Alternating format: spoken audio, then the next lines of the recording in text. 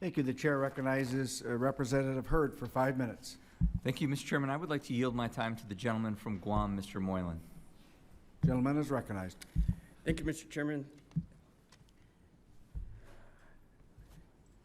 The committee pre-hearing memo notes that there are no facilities in the U.S. capable of refining the critical minerals found in polymetallic nodules. Mr. Barron, your written testimony indicates that TMC has processed nodules into high-grade critical minerals.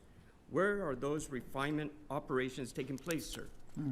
Well, to date, they've been taking place in Japan, but it is acknowledged that America needs to build a facility to be able to process these materials. And as I mentioned earlier, we are having constructive talks with the administration about what can be done to fast track. We announced about a year ago that Korea's Inc. was becoming a shareholder of our company. Of course, outside of China, they are probably the world's leader in refining of these materials. And the reason why they invested in our company was because they have an interest to come and help us put processing and refining facilities on the ground in the USA. Any idea where that will be, exploring your options in the U.S.? Well, we are quite advanced in looking, and we have a short list, but I can't reveal where that is at the moment. But it will be somewhere with a deep water port and an abundance of affordable energy and a very available workforce as well. Mr. Gonasikria, where's Impossible Metals planning to process their nodules? So we are in an investigation phase. I think the choices could be we would encourage the government to stockpile them initially, because I think that will spur investment.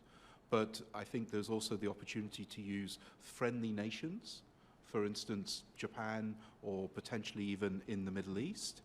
But ultimately, we do need to build facilities here in the US.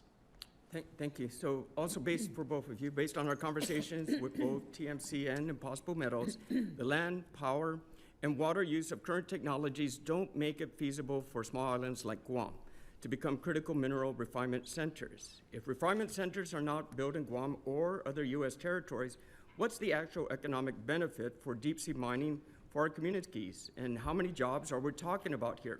What will our people be paid? Yes. Well, unfortunately, and we have a very close relationship with Pacific Island countries, particularly the Kingdom of Tonga and Nauru, and who have been very supportive of our development activities. But unfortunately, they don't have the infrastructure to allow us to build on their islands. However, when I look at the idea of building on USA soil, there are many construction jobs. There are many direct and indirect jobs. In fact, the direct jobs would be around 830, and in total, when you add indirect jobs to that, the number gets closer to 10,000 jobs for a processing facility that we have in mind. So they're substantial, but of course, one of the most important facts of reasons for building on USA soil is resilient supply chain, because these critical minerals are the foundation of many other industries. And when 70% of our current nickel supply, for example, is in the hands of Chinese and rainforest nickel, coming with a tremendously high environmental impact. And of course, you don't want to have all of your supply coming from the hands of an adversary. You need to build your own independent supply, and that's what this resource allows for America. Thank you, sir. Mr.